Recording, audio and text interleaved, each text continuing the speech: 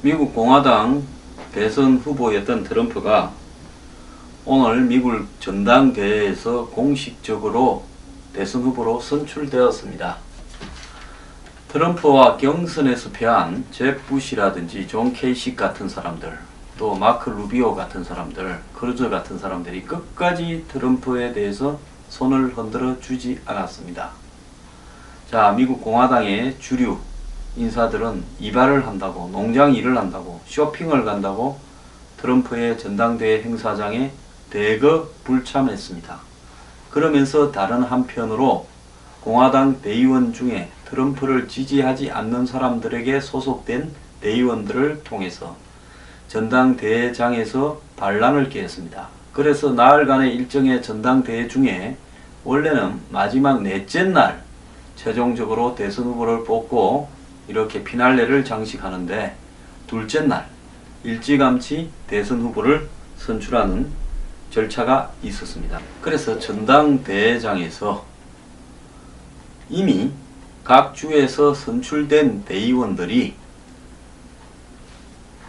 자기는 누구를 지지한다고 해서 각 주별로 일어서서 롤콜이라고 부릅니다.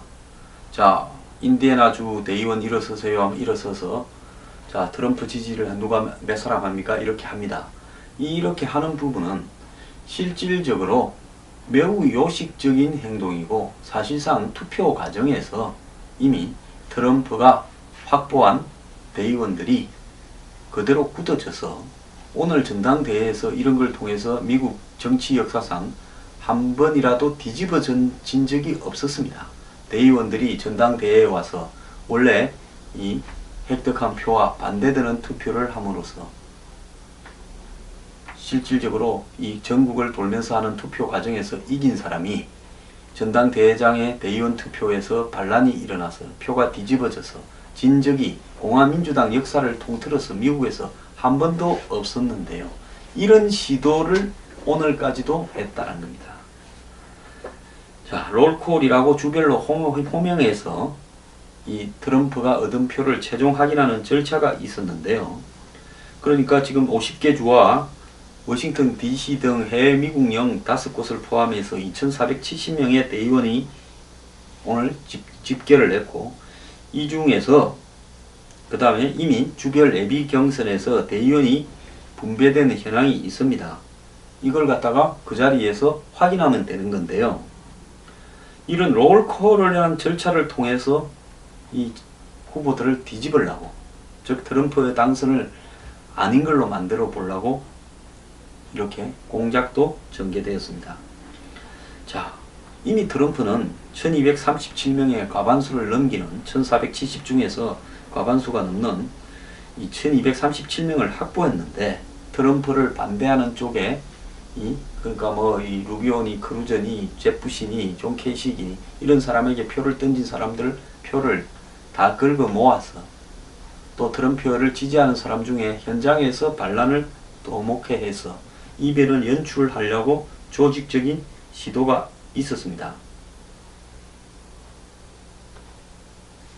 자, 그래서 경선을 중간에서 포기한 테드 크루저, 존 케이식 등을 지지하는 대의원들이 항의의 표시로 이 트럼프에게 반대하는 그런 투표를 행사하려고 했죠.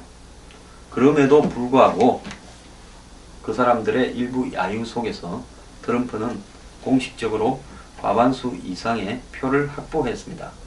저는 미국에서 벌어지고 있는 이러한 반민주적인, 한마디로 미국이라 그러면 결투, 카우보이 정신, 민주주의를 존중하는 정신, 즉 결투에서 지면 등 뒤에서 총을 쏘지 않는다, 이런 것들이 오늘날 미국을 상징하는 가치라고 생각하는데요.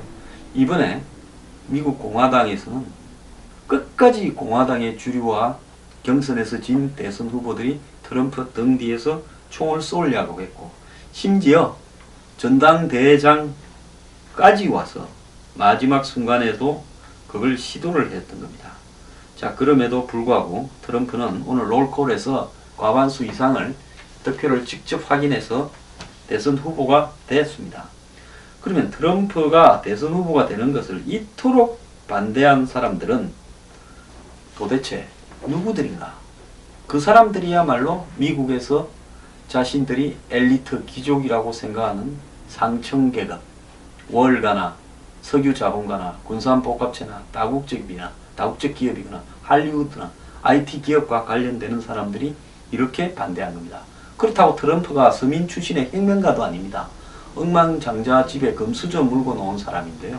이 사람의 독특한 개성이 미국의 기득권의 이런 가치를 인정하지 않고 그걸 허물려고 하고 조롱을 하고 그러면서 주류인 백인 서민 노동자 중산층의 가치를 갖다가 존중하는 쪽으로 이야기를 하다 보니까 공화당 내부의 대의원들이 이쪽으로 다 가버려서 한마디로 굴러온 돌한테 박힌 돌들이 당을 넘겨주게 됐습니다.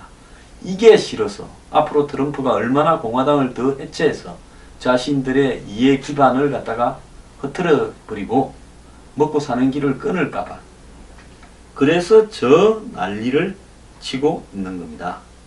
자, 오늘 트럼프 당선을 계기로 이런 기사도 하나 나왔습니다. 이 미국의 석유 기업들, 화석 연료 한마디로 기업들이 트럼프의 당선을 매우 우려하고 있다는 겁니다. 엑스엠모빌, 쉐브론, 마라톤 오일 등 미국의 대형 석유 회사들이 트럼프에 대한 우려를 거두지 못하고 있다. 자, 히스패닉 이민자의 유입을 막기 위해 남쪽에 물리적 장벽을 설치하겠다는 공약이 현실화될 것을 이런 석유 업체들이 우려한다는 겁니다. 왜 우려하느냐? 2013년 12월 에너지 시장 전면 자유화 이후 멕시코는 미국 석유 가스 업체의 매력적인 시장으로 성장을 했답니다. 특히 세일 혁명 이후 미국에서 생산되는 천연가스의 가격이 크게 낮아지면서 멕시코 에너지 믹스에서 가스가 주 에너지원으로 부상함에 따라 멕시코는 미국 세일업계의 주요 수출원이 됐던 겁니다. 실제로 미국의 대멕시코 천연가스 수출량은 최근 한 5년간에 5배 이상 증가를 했습니다. 자, 멕시코는 캐나다보다 미국에 세일가스를 수출할 수 있는 더 좋은 시장이라는 겁니다. 개발도상국이라서 그런지 가스를 쓰는 양이 훨씬 많죠. 자, 이런 멕시코 시장 공략을 위해서 미국 석유가스 회사들은 대대적으로 송유관을 건설하고 올해 초에는 멕시코 국영석유회사 이 페트롤레오스 멕시카노스와 미국계 자산운용회사 블랙락이 멕시코 송유관을 미국 자본으로 설치하기로 이렇게 합의까지 했습니다. 멕시코는 인프라가 부족했어요. 에너지 자원 개발이 아직 저개발 상태에 있습니다. 에너지 자원의 개발은 인프라가 핵심입니다. 거기에 깔아놓는 돈이 있어야 한마디로 에너지가 개발이 되는 겁니다. 땅 밑에 매장량이 확인이 되었다고 에너지가 바로 개발되어서 이 상업적으로 쓰일 수 있는 가치를 가지는 것은 아닙니다. 거기에 송유관이 있어야 되고 중간에 또 저장고가 있어야 되고 바닷가에는 그걸 수출할 수 있는 플랜트 시설이 갖추어져야 되고 세일가스 같은 경우에는 이것을 압축해서 부피를 줄여가지고 LPG, 즉 리퀴파이드, 액화가스로 만들어서 갖고 올 수 있도록 또 압축을 해야 됩니다. 이런 시설들이 방대한 돈이 들어가는데, 즉 에너지는 주로 가스는 땅 밑에 깊숙한 데 있거나 사막에 있거나 안 그러면 해적 깊숙한 데 있거나 이런 데 많이 있습니다. 사람 많이 사는데 옆에 잘 없습니다. 그러다 보니까 그 에너지를 개발해서 거기서 뽑아서 운반해서 또 해외로 수출하는 이런 어떤 인프라를 저개발국들은 잘 하지를 못하죠. 자, 그런데 미국 석유회사들이 지금 이 재고들이 세일가스 재고들이 엄청나게 많이 쌓여 있습니다. 미국 법에 의해서 해외 수출은 가능하게 됐지만은 그 양이 통제되고 있고요. 이래서요. 그래서 멕시코의 이 가스 수출은 늘어나고 있지만은 또 미국의 이 세일가스 회사들이 지금 뽑아낸 세일가스를 다 수출할 만큼은 아닌 겁니다. 자, 이 상황에서 트럼프가 당선되어서 미국과 멕시코 간에 장벽을 설치한다면 이 미국 멕시코 간에 가스 사업을 해먹을 수 있는 이 정치적인 어떤 틀을 깨버리는 게 될 수 있습니다. 세상의 어느 나라 정부가 자기 나라를 향해서 장벽을 세우는 그런 정부를 향해서 서로 중요한 이 교역을 하려고 하겠습니까? 그래서 이 트럼프가 결국 멕시코를 상대로 장벽을 세우게 되면 이 미국의 에너지 회사들이 멕시코에 에너지를 팔아먹거나 자본을 투자하는 부분이 어려워진다. 자, 이런 상황 때문에 트럼프를 반대하는 겁니다.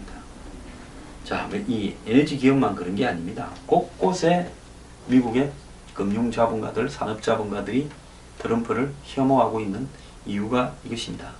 자, 당 내부나 기업가들만 그런 게 아닙니다. 전당대회 밖에는, 전당대회 안에는 전당대회 규정을 확정하는 과정에서 반란 세력이 반발을 하면서 규정을 갖다가 좀 바꾸자. 그래서 트럼프를 지지하기로 했던 사람도 반란을 좀 하게 하자 하면서 이렇게 굉장히 공화당 당헌을 바꾸려고 시도를 했고요. 대장 밖에서는 이틀째 트럼프 찬반 시위가 서로 부딪혔습니다. 지금 경기 전당대회를 하는 데가요, 클리블랜드의 농구 경기장 퀵크런스 아레나인데요. 나흘간 일정으로 임대되어 있는데 전당대회 규정을 놓고 한때 내부에서 트럼프 찬반 대의원들이 충돌하면서 아수라장이 되어버렸습니다. 트럼프 반대 세력은 경선 결과대로 투표하고 되어 있는 구속 대의원의 자유투표를 허용하는 쪽으로 전대 규정을 바꾸는 걸 시도하다가 실패하자 야유를 동원해 거세게 항의했고, 트럼프 지지 세력은 USA를 외치면서 환호를 했다는 겁니다. 즉 뭔가 하면 전당대회에서 돌면서 각주별로 뽑은 트럼프 몇 명, 크루즈 몇 명 이래 정해놓은 대로 그대로 와서 이 사람들은 형식적으로 손드는 겁니다. 그런데 이게 아니라 아까 제가 말씀드린 대로 트럼프를 지지한 사람이 크루즈한테도 하게 하자라는 걸 갖다가 법 규정을, 당의 규정을 그 자리에서 꽂히자는, 이것이 말이 되는 겁니까? 미국의 민주주의는 솔직히 말하면 이제 땅에 떨어졌습니다. 행사장 밖에서도요, 트럼프를 인종차별주의자다, 성차별주의자다, 물러나라는 구호를 외치고 시끄러웠습니다. 이 같은 상황에서 이 전당대회 개막하기도 전에 이 해킹 시도가 전당대회 주변 건물들에서 조직적으로 이루어져서 이 공화당 온라인, 인터넷으로 온라인 방송을 하는 방송사들은 공화당의 메시지가 제대로 전달되지 않는 이런 일도 벌어졌습니다. 미국의 전당대회는 그야말로 축제의 현장이었습니다. 그래서 당의 원로들이나 전직 그 당 소속의 대통령, 그리고 주의 주지사, 유력한 상원의원, 같이 싸웠던 후보들 전부 와서 축하해주고 같이 손들어주고, 그러니까 이 패배자는 승복하고, 그러면서 환호 속에서 축제로 하는 것이 전당대회인데, 그 축제 현장에서 서명을 받아와가지고 전당대회 규칙 개정을 해서 대의원들이 지 마음대로 투표하자, 이런 이야기가 나오고, 더 나아가서 이 부시 부자 전직 대통령 둘이가 오지도 않고 롬니나 존 맥케인 같은 전 대선 후보들도 불참하고, 이 오하이오주에서 했는데 그 주의 주지사이자 대선에 나섰던 존 캐식 같은 사람도 불참을 했습니다. 자, 이 속에서 물밑으로 제가 이야기를 좀 들었습니다. 잭 부시 등이 나섰어요. 수많은 사람들을 불러다가 전당대회장에서 엎어라, 야유해라, 적어도 아수라장을 만들으라고 했다는 이야기도 들리고 있습니다. 자, 이것이 과연 미국의 민주주의의 현실입니까? 기가 참 지경입니다. 저는요, 왜 트럼프가 꼭 돼야 된다고 생각하는가 하면, 이 미국의 기성기득권 가짜 엘리트 귀족들의 이 부패 커넥션 사회를 트럼프가 한번 뒤집어버리는, 트럼프의 자유영혼, 저 사람 영혼이 자유지 않습니까? 파격적이지 않습니까? 창조적 파괴로 한번 갈아엎어버리면 그 여파가 한국에도 올 거다, 이렇게 생각하기 때문에 그렇습니다. 트럼프 조금 더 하겠습니다. 미국의 공식적인 공화당 1인자 폴 라이언 하원 의장이요, 트럼프의 그 클리블랜드 전당대회에 와서 이 참석해서 트럼프 지지 연설을 했지만은, 지지 연설 중에 참 희한한 형태의 지지 연설을 했습니다. 이 사람은 평소에 트럼프의 인종 종교차별 발언을 많이 비판을 했고요. 이번에 오느냐 안 오느냐 논란도 됐는데 안 올 수는 없었겠죠. 근데 이날 끝내 트럼프 앞에서 연설을 하면서도 화끈한 지지를 하지 않았습니다. 15분간 연설을 했는데 공화당의 가치를 역선하면서 의회 다수당 유지의 중요성을 이야기를 했지, 트럼프 필승 같은 구호를 절대 외치지도 않고 트럼프 이름은 2번만 이야기했습니다. 그것도 부통령 러닝메이트 마이크 펜스 인디애나 주지사와 묶어서 언급을 하는데 그쳐서요, 아무런 감동도 없도록 일부러 김을 뺐다는 겁니다. 자, 그는 이런 형태의 어떤 연설을 통해서 다른 대목에서는 트럼프라는 말이 일절 나오지도 않게 했고, 그래서 이 대의원들의 박수도 많지도 않았고 트럼프 일가의 표정도 밝지가 않았다는 겁니다.